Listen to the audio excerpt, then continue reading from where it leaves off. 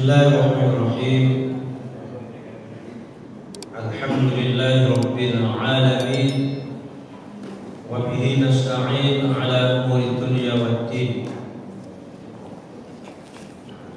Wassalatu wassalam ala asyrafil anbiya'i wal mursalin sayyidina wa habibina Muhammadin wa ala alihi wa sahbihi ajma'in. Hadratal mukarramin, segenap para bapak ibu jamaah, kita minggu-minggu ini di penghujung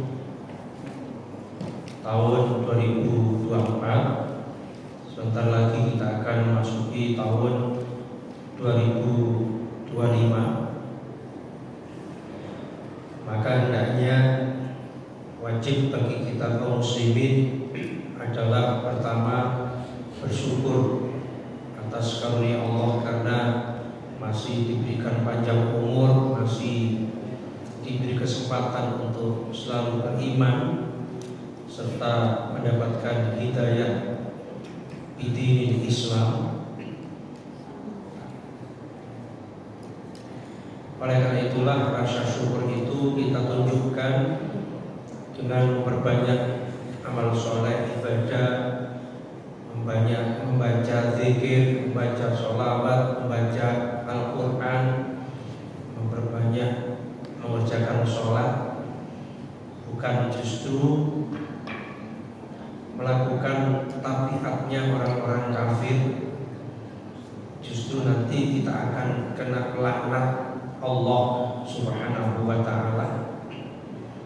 Karena di dalam hadis disebutkan oleh Nabi, sautani mal'unani, ada dua suara yang keduanya itu dilaknat oleh Allah, dibenci lalu kemudian dilaknat. Iblis itu dilaknat, maka gara-gara dilaknat Allah itu tidak bisa masuk surga.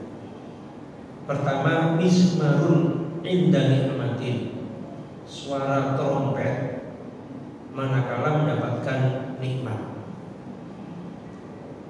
Kita berada di tahun baru itu seharusnya bersyukur, malah bukan kufur. Allah benci trompet, kok malah trompet dibunyikan di tahun baru. Jingkrak-jingkrak keliling kota, itu tabiat orang-orang kafir. Orang mukmin tidak begitu, justru memperbanyak zikir, baik itu di rumah, terutama di masjid dan sebagainya. Karena trompet itu adalah bunyi-bunyian yang kebiasaan dilakukan oleh orang-orang Yahudi.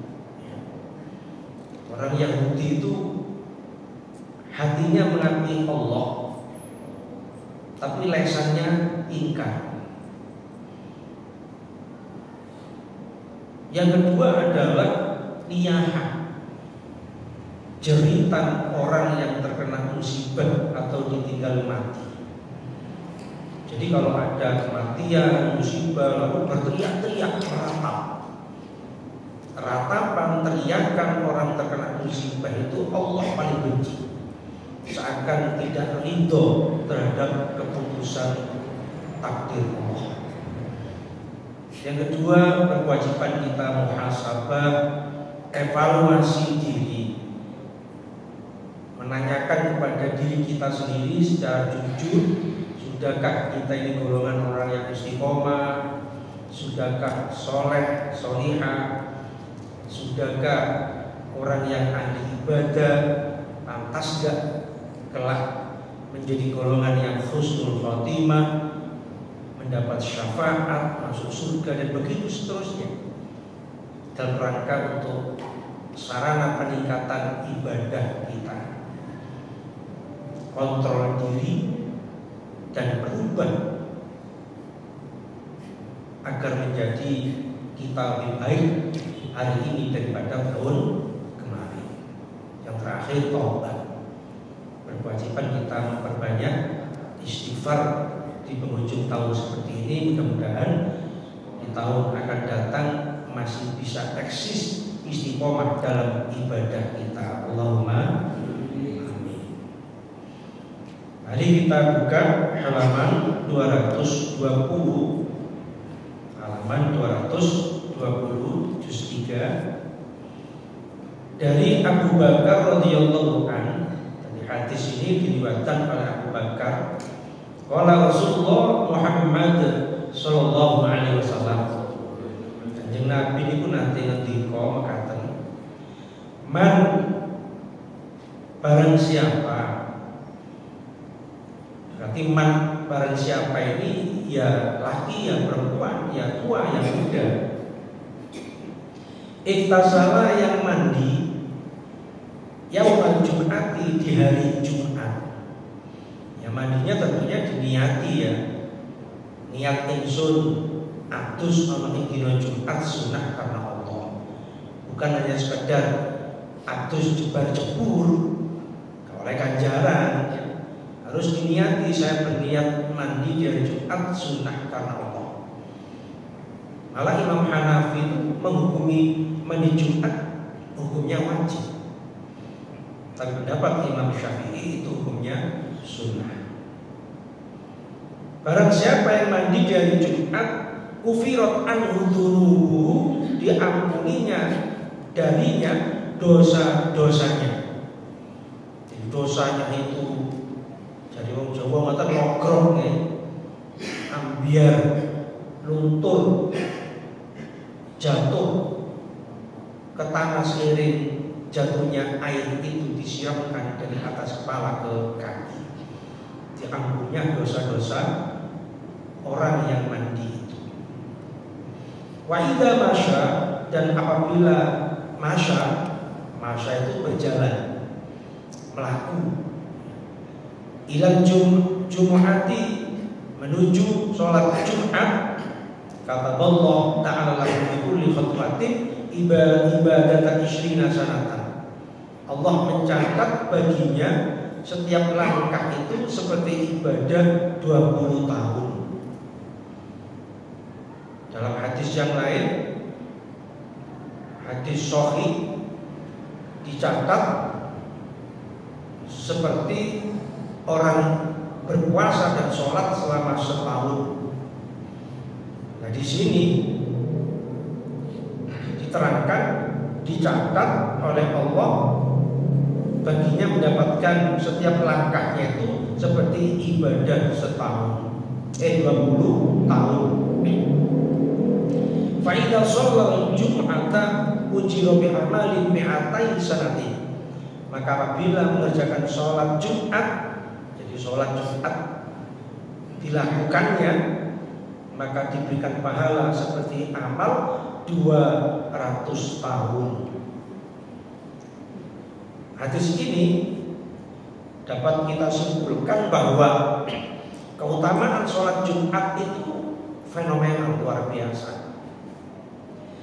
Maka alangkah sayang kalau kemudian ternyata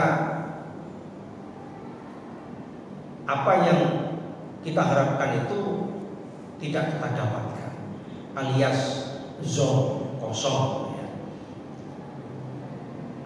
Sebagaimana kemarin sudah kami sampaikan, fakot lagho itu, sia-sia itu, di antaranya adalah berbicara sendiri, menegur temannya atau memperingatkan orang lain berbicara, baik itu isyarat pakai lesan, tangan, kepala, atau bermain-main sendiri. Tentu di sini kiasnya itu adalah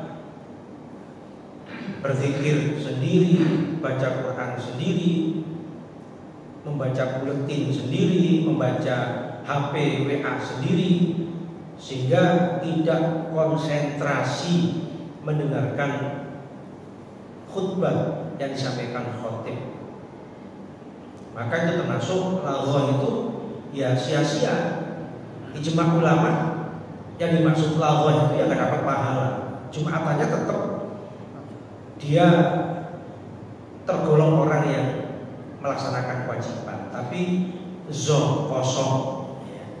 Sedangkan pahalanya tadi ini dibalas oleh Allah dengan pahala seperti orang beramal 200 tahun. Kan sayang. Sehingga kemarin termasuk yang dikiaskan itu kotak amal juga harus hati-hati. Kalau khotib sudah menyampaikan khutbah, ya tentu harus bagaimana caranya dihentikan. Ya caranya gampang ya. Di sini kan ada dua. Ada dua itu kesempatan untuk sebelum khotib menyampaikan khutbah kan bisa dijalankan. Karena ada jeda waktu lama. Yang kedua ada pengumuman keuangan, pengumuman siapa yang khutbah. Nah itu kesempatan diumumkan juga, tolong kotak segera diedarkan sebelum khotib menyampaikan khutbah. Jadi waktunya ada dua malah lebih lama, bisa disiasati. Kemudian kedua, kotak itu ya sekali jalan satu soft itu ada kotak tersendiri, sehingga bukan satu kotak yang keliling semasjid, nggak mari-mari. Satu kotak seret. Nah itu otomatis selesai hanya beberapa detik ya. Sehingga tidak mengganggu konsentrasi daripada jamaah mendengarkan khutbah. Apalagi ya wis kotak itu saking jadul kayak gilingan kriet. Waduh malah sangat mengganggu. Apalagi yang dimasukkan itu uang koin, kotak kriet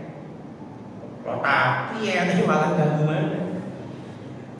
Makanya Rasulullah SAW itu menjelaskan, memotivasi kita, man roha, barang siapa yang berangkat menunaikan sholat Jumat awal waktu, itu diberikan pahala oleh Allah seperti orang berkorban badanatan onta.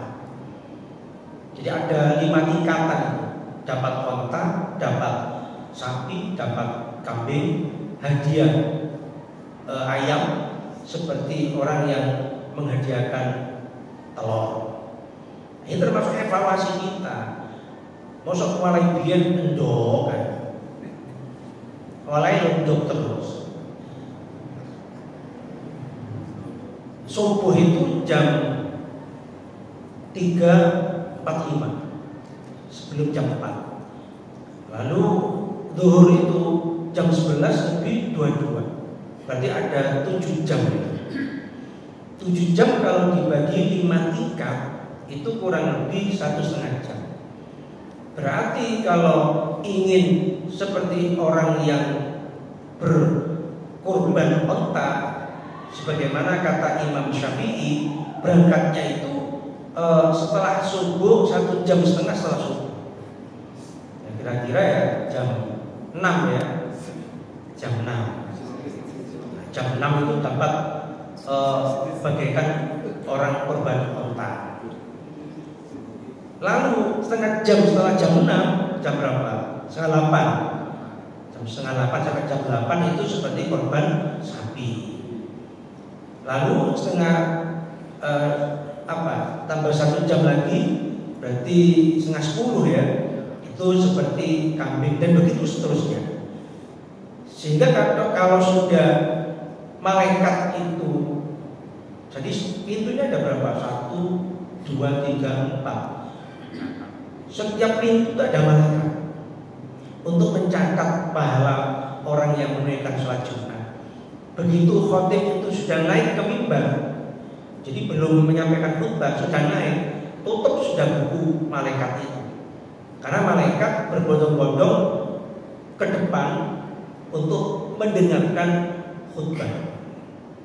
Jadi ikut mendengarkan khutbah.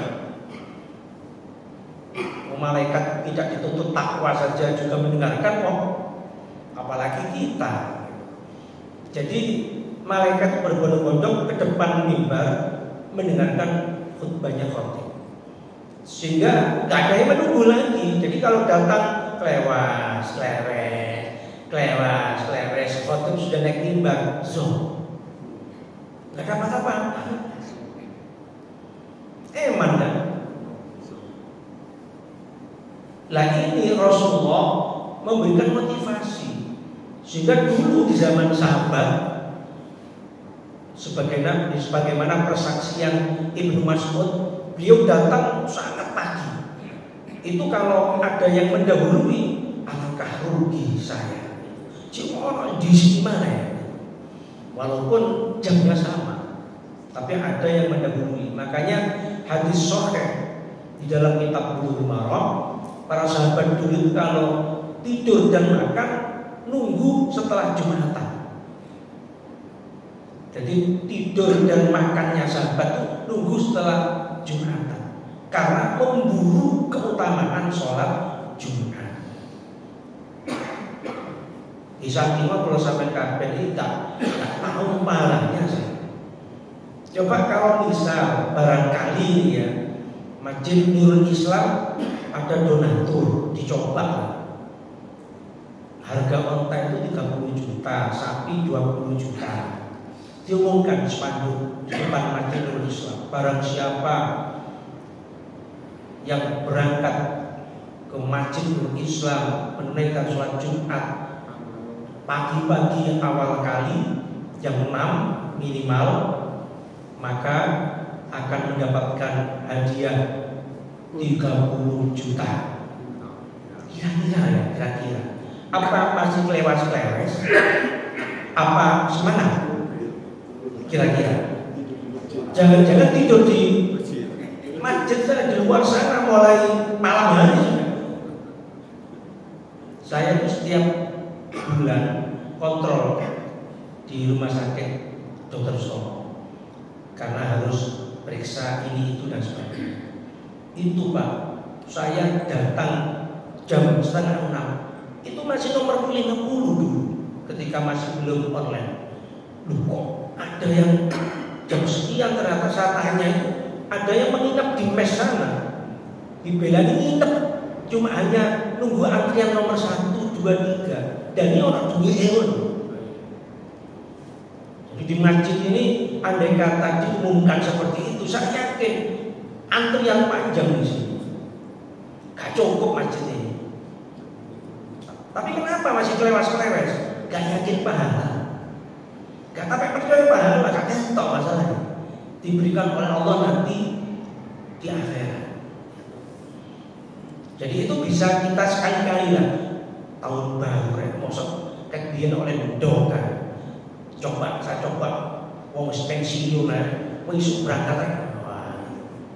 Berarti marbot harus tugasnya malam Jumat sudah dipersiapkan. Ojo pas pagi-pagi berangkat, masjidnya dikunci ya. Wah, untuk mana ini ya? Dari Sa'id bin Al-Musayyab, sungguh saya mengerjakan sholat Jumat itu lebih saya suka daripada mengerjakan haji. Loh, sampai sebegitunya para ulama. Jadi Sa'id bin Al-Musayyab itu berkata, saya lebih senang untuk mengerjakan sholat Jumat daripada haji. Karena apa? Haji itu kan yang kedua, ketiga dan berikutnya kan sunnah. Umroh sunnah. Nah, kalau haji, kalau Jumat kan wajib. Dan pahalanya jangan ditanya akan kebesaran dan banyaknya pahala itu sendiri. Sehingga tidak salah kalau Sa'id Al-Musayyab mengatakan saya lebih senang sholat Jumat daripada haji umroh sunnah maksudnya. Demikian pula diriwayatkan oleh Maisarah. Maisarah itu yang pernah mengikuti Rasulullah berdagang ke Syam. Beliau suatu ketika lewat di sebuah kuburan pesarean ya, beliau ulung salam, dan itu memang sunnah kan. Jadi kalau kita masuk kuburan, syariat, disunahkan untuk mengucapkan salam. Assalamualaikum ya ahlal kubur, antum lana salafun wa nahnu lakum tabi'un, farahimallahu ta'ala iyyana wa iyyakum wa ghafar lana wa lakum. Kata Maisyarah, mudah-mudahan kesejahteraan untuk kalian, wahai penghuni kubur. Kalian adalah orang-orang yang terdahulu yang telah kami ikuti, dan senantiasa mudah-mudahan Allah berbelas kasihan kepada kalian, kemudian kalian diampuni dosa-dosanya oleh Allah. Tiba-tiba ada suara dari ahli kubur itu. Jadi mendengar suara dari kubur itu yang kemudian mengatakan, keuntungan bagi kalian, wahai penduduk bumi, wahai penduduk dunia yang masih hidup, karena kalian bisa menunaikan ibadah haji 4 kali dalam 1 bulan. Setelah dulu salam itu, di dalam kubur itu ada suara, untung sampean kabeh sing urip-urip iki. Karena setiap bulan iso haji 4 kali dalam 1 bulan, bisa menunaikan ibadah haji 4 kali. Lalu kata Maisyarah menjawab suara itu tadi, dari mana kami bisa mengerjakan haji 4 kali? Apalagi kalau misal kita dari Indonesia bisa haji itu untung-untungan. Apalagi yang haji langsung berangkat itu. Kemarin saya tanya 350 juta yang langsung berangkat. Subhanallah, itu sopo 350 juta itu wong suge-suge ya, langsung berangkat. Kalau tidak ya nunggu lama. Lah ini sakulan ping 4, ya masuk iso 1 bulan 4 kali. Apalagi haji itu ya tiap tahun, bukan 4 kali. Lalu kemudian jawaban dari seruan itu adalah sholat Jumat. Tidakkah kalian tahu bahwa sholat Jumat itu adalah diberikan pahala oleh Allah bagikan orang haji yang mabrur? Dan memang dalam hadis kan ada, kalau ada Jumatan yang pakai Bilal, biasanya Bilal itu membacakan hadisnya Abu Hurairah, inna yaumal jum'ati syaidul ayyam wa hijjul fuqara. Wahijul fuqara. Jadi statusnya daripada orang-orang yang tidak mampu itu ya, haji itu sebagai pengganti sholat Jumat, pengganti daripada haji. Sudah enggak berdosa kalau misalnya tidak haji, enggak mampu. Ya Jumatan itu haji. Ya termasuk kita semuanya ini. Makanya dalam seruan ketika Maisyarah dikubur tadi, orang Jumatan itu seperti haji. Jadi kalau 4 kali, 1 bulan 4 kali, kan ada penanggalan itu sampai 5 kali ya, hari kelima nih. Maka haji 5 kali berarti. Makanya sangat disayangkan kalau kemudian pahalanya gugur. Lah kapan disunahkannya kita mandi? Karena mandi kan termasuk mendapat pahala yang luar biasa juga, diampuninya dosa-dosa kita mulai terbit fajar. Jadi subuh itu dimulai dengan mandi sholat subuh, sekaligus bisa diniati untuk mandi Jumat. Cuma afdolnya, karena hakikat tujuan disuruhnya mandi kita oleh Nabi itu biar berkumpul dengan banyak orang itu tidak mengganggu. bau keringatnya atau mungkin pakaiannya atau ababe dan lain sebagainya. Jadi afdolnya ketika hendak berangkat sholat Jumat. Bagaimana kalau pagi mandi, ketika hendak berangkat mandi lagi, ya itu lebih bagus, lebih afdol. Langkong yang tidak berkewajiban Jumatan saja seperti orang perempuan disunahkan juga mandi, kan bukan untuk tujuan kumpul-kumpul, tapi karena untuk melakukan ittiba Nabi dan keutamaan mandi Jumat. Jadi keutamaan mandi Jumat ya seperti wudhu. Kita berkali-kali wudhu kan tidak ada masalah. Mandi Jumat, subuh mandi, mau kerja mandi lagi, lalu pulang kerja mandi lagi, mau berangkat mandi lagi, ya tidak ada masalah, lebih bagus.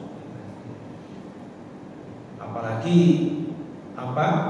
mau berangkat itu yang paling afdol, karena jangan sampai berinteraksi dengan banyak orang lalu bisa mengganggu.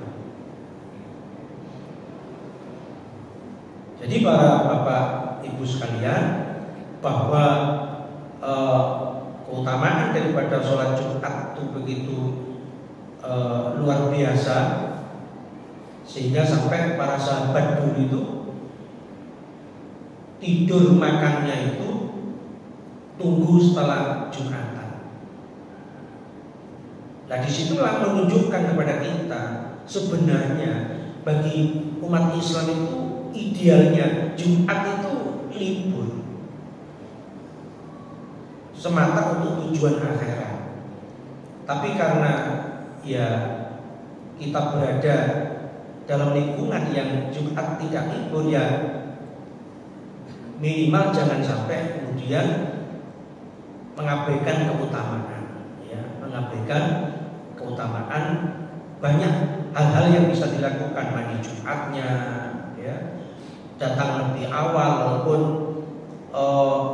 kerjakan insya Allah diistirahatkan, tidak sampai kemudian sampai Jumatan kan, atau selesai Jumatan kan biasanya dikeluarkan jam 10:30, jam 11, di situ langsung bisa berburu kebaikan sebagaimana Rasul itu.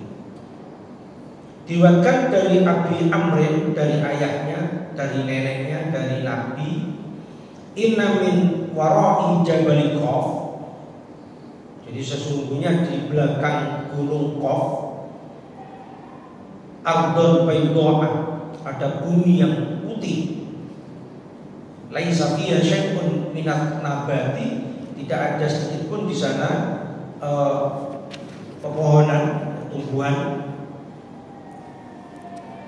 seakan-akan seperti bumi perak yang luasnya sebanding dengan luasnya dunia 7 kali lipat, yang itu dipenuhi oleh malaikat. Yaitu alam malaikat, ya, namanya di alam Jabal Qaf.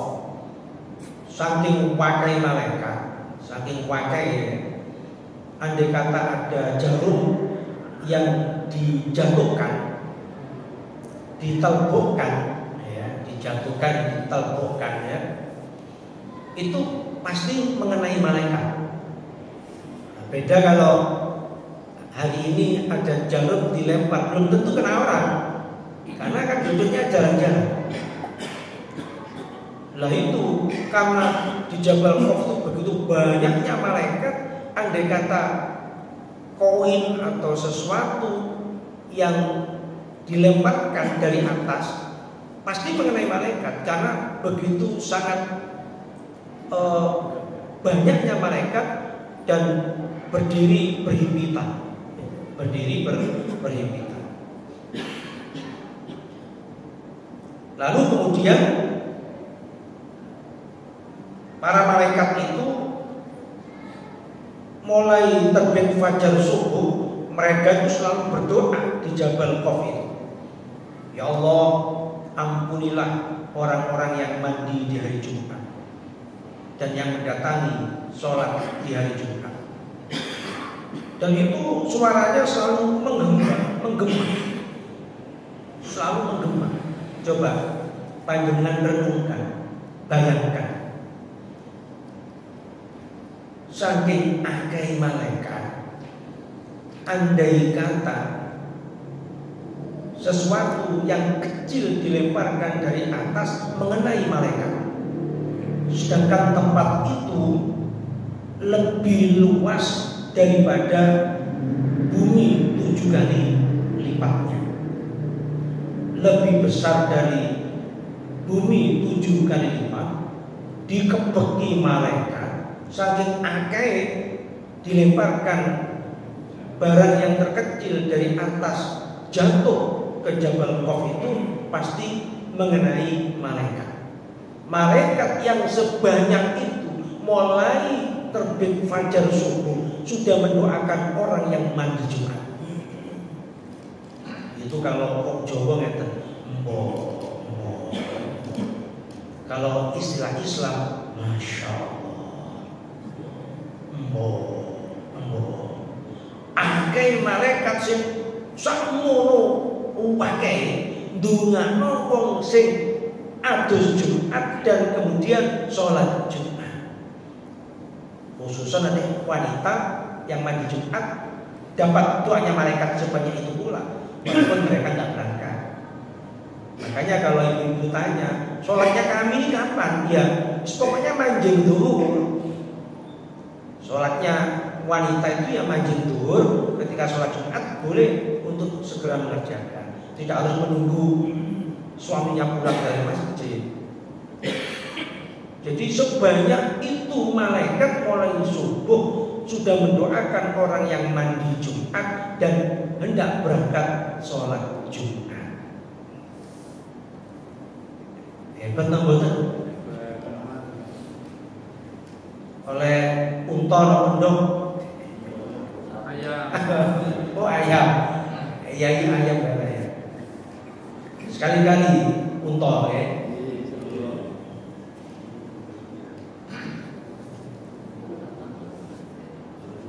Jadi para bapak, para hadirin,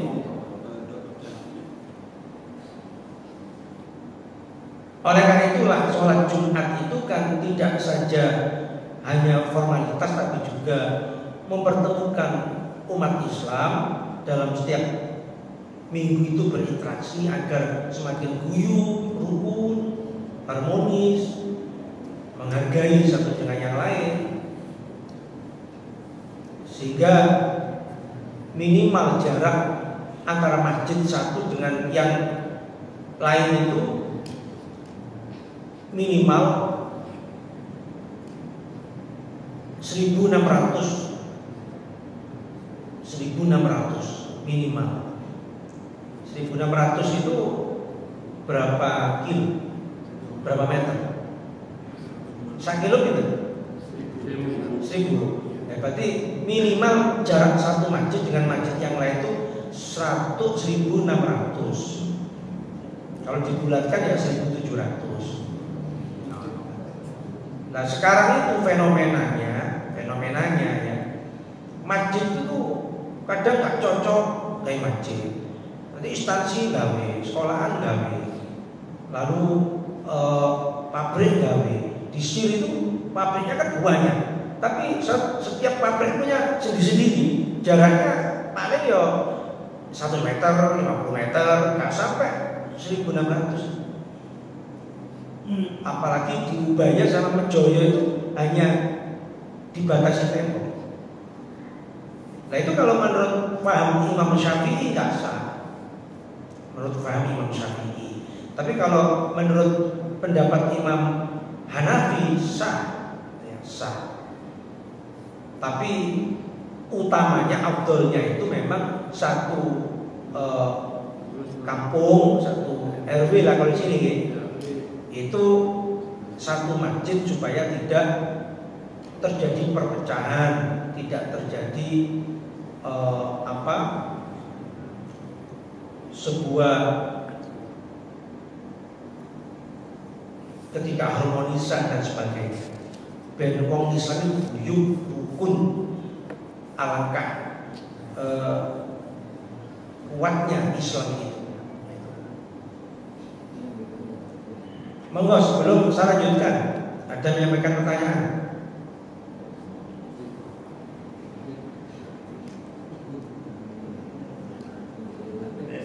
Iya, monggo. Saya kan lihat ini pahalanya besar sekali, pahalanya seperti itu. Tapi pembatalnya juga sangat banyak. Tentu saja tidak boleh makan, tidak boleh bicara, tidak boleh. Maksud saya kentut itu begitu dia kentut kan ambil dulu, begitu lepas putus betul. Nggak dengar tadi putus. Jadi pembatalan itu banyak. Memang besar sekali pahalanya, tapi pembatalannya cukup banyak. Iya. Gimana untuk sini? Iya.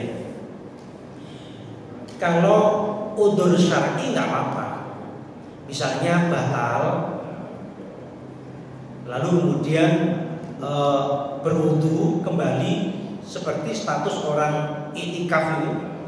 Orang i'tikaf itu misalnya begitu i'tikaf, lalu kemudian batal wudu kembali, maka tidak perlu untuk berniat lagi.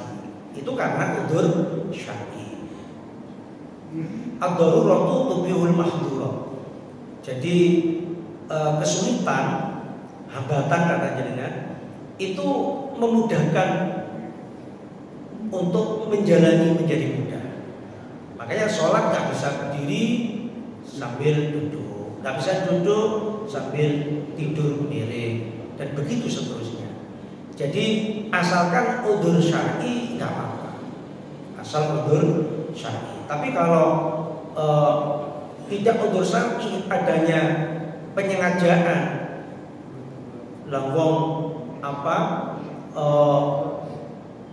ketika khutbah disampaikan kok lalu keluar untuk raut misalnya dengan ngantuk, lah itu kan namanya tidak udzur syar'i.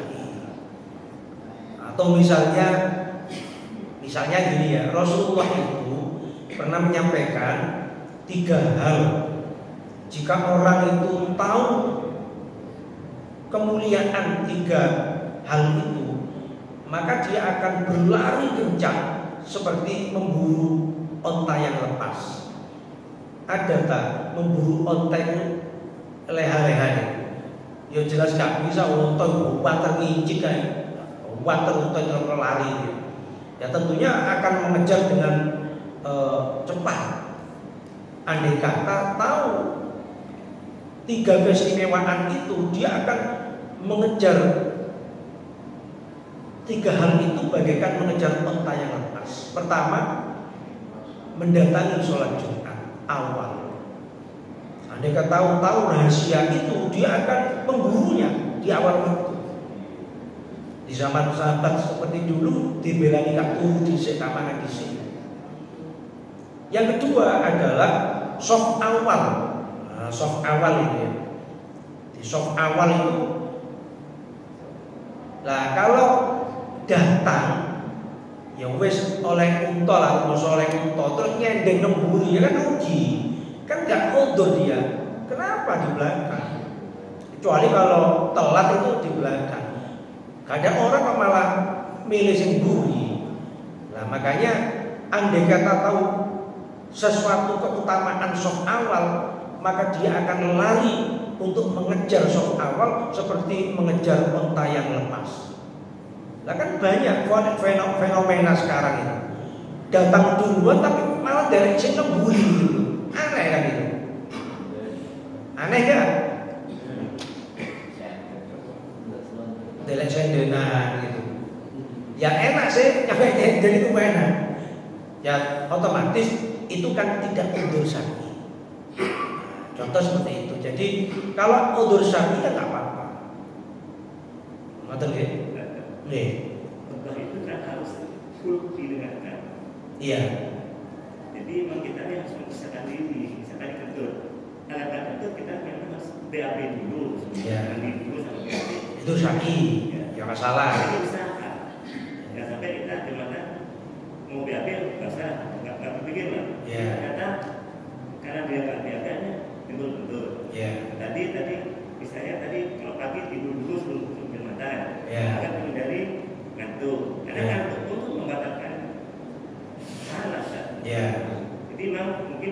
dan kesadaran pahalanya besar, diharapkan tadi sebelum mandi datang sejak awal, ya kita manusia berusaha agar untuk kita full menegakkan tobat. Makanya kalau Islam itu agama rahmah. Jadi kalau sudah berusaha seperti itu, kalau kemudian ada udzur syar'i, lalu kemudian dia berhalangan, diampuni oleh Allah, gitu maksudnya. Paham ya? Diampuni.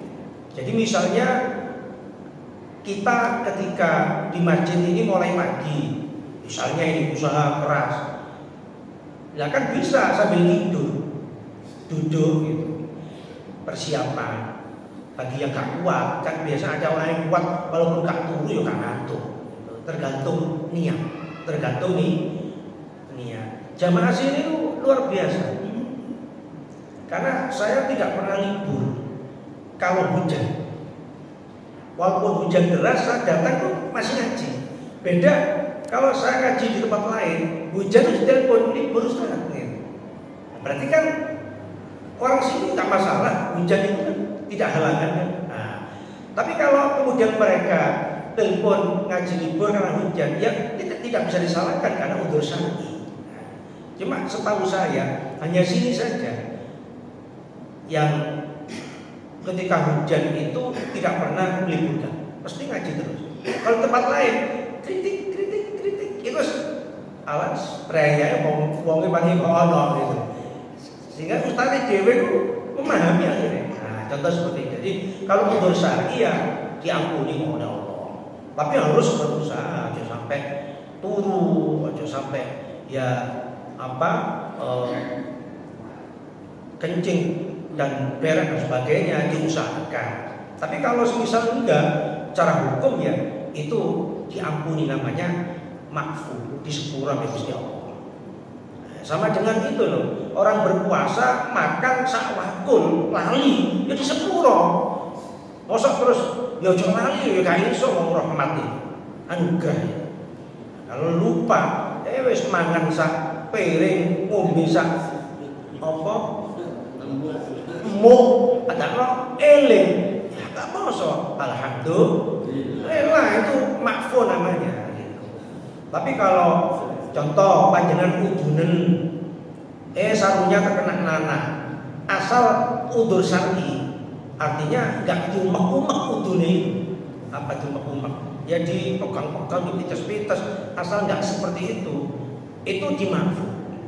Tapi kalau gawe ini dicekel-cekel, dipites-pites, dimek-mek, akhirnya darah dan nanahnya terkena sarung, mutanajis sarungnya. Jadi Allah itu tahulah tentang hakikat niatan, tergantung semuanya niat. Semuanya itu niat. Makanya ada orang tanya gini, Ustaz,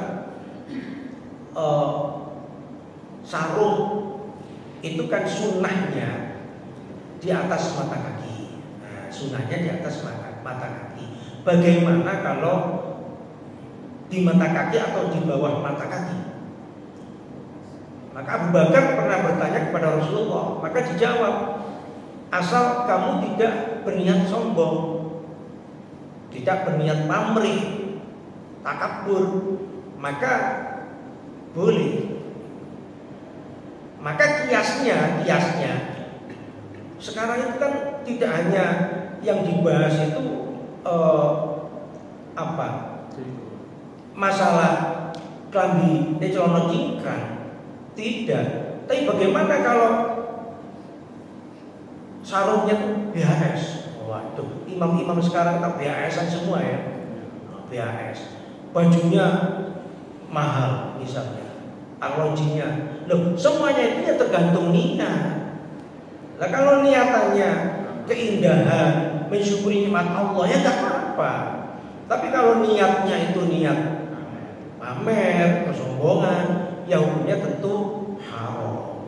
Jadi semuanya tergantung niat. Jadi kalau sudah berusaha lalu kemudian lamun nempet gak iso eblet oyo, lah mosok gak diuyuno. Lah mesti pipis kemati malah dosa haram. Boleh gak apa-apa. Itu namanya udzur syar'i. Ngoten nggih? Nggih. Kalau jamaah Jumat yang khotib dia naik terus ada jamaah datangnya terlambat pengen melangkai sop depan melangkai orang-orang gitu. Iya. Jadi kalau semisal ya seseorang datang terlambat lalu kemudian demi memburu sop awal tapi seseorang itu su'ul adab. Su'ul adab itu ya sampai melangkai leher seseorang dan sebagainya. Tentu itu juga tidak boleh ya. Makanya nanti ketika iqomah itu kan mau tidak mau kan diinstruksikan imam ya. Diinstruksikan imam sawistaqimu sufakum, sehingga harus lalu maju semuanya ke depan sop yang terbaik lah baginya. Kecuali ya darurat ya, kembali lagi pada darurat. Misalnya kalau di depan masih kosong tapi kemudian nggak ada yang memenuhi, sedangkan masjid sudah penuh di luar, maka mau tidak mau ya harus masuk. Ya nggak apa-apa, udzur syar'i itu termasuk udzur syar'i. Ya tentu dengan cara yang baik, tidak dengan cara adigung-adiguno terus melangkah-langkai orang seenaknya. Ya tentu dengan cara yang, tapi kalau itu bisa mengganggu khutbah yang disampaikan khotib, sebaiknya tidak. Kalau bisa mengganggu, apalagi pakai ulun, pakai bersuara itu amin amin amin, malah sama dengan fakot lau, sia-sia nanti. Jadi ya sebaiknya, makanya supaya tidak bertempat di luar sampai nggak memandang di dalam, itu satu ya tadi itu solusinya datang awal biar nggak melangkai orang. Yang kedua, di takmir ini ada petugas yang selalu menginstruksi, itu termasuk amar ma'ruf nahi munkar, sehingga kalau ada jamaah begitu masuk dipersilakan segera ke depan, sop di awal itu dipenuhi dulu. Itu jauh sebelum khotib naik mimbar. Setahu saya di beberapa masjid seperti itu. Dulu pernah saya sholat di Al-Falah, itu sangat tegas petugasnya. Di emper-emper sana sudah ada, nanti di dalam ada. Jadi diusahakan ada petugas untuk apa? Menertibkan biar tidak terjadi ya tadi itu terus telat melangkai orang lalu mengganggu khutbah. Termasuk kotak tadi juga diatur sedemikian rupa supaya itu berjalan baik sehingga bermanfaat untuk masjid pula. Jadi walhasil semuanya ada solusi. Saya kira cukup ya. Tentang Isa, mudah-mudahan diberikannya kita ilmu yang bermanfaat oleh Allah Subhanahu wa taala, sehingga ilmu ini bagaikan pohon, kalau diamalkan bagaikan pohon yang berbuah, kalau tidak diamalkan ya tentu bagaikan pohon yang tidak berbuah. Makanya supaya berbuah ya tentang materi sholat Jumat ini ya sesekali lah ya, sesekali untuk lebih baik dari yang kemarin, sehingga kata Yai Jalil tadi dari ayam minimal ke kambing kan begitu. Sudah dapat kambing ya sapi ya sesekali, walaupun kalau bisa ya selalu ya itu luar biasa ya. Demikian, mari kita tutup dengan doa majelis. Subhanakallahumma wa bihamdika asyhadu an la ilaha illa anta astaghfiruka wa atubu ilaik. Assalamualaikum warahmatullahi wabarakatuh.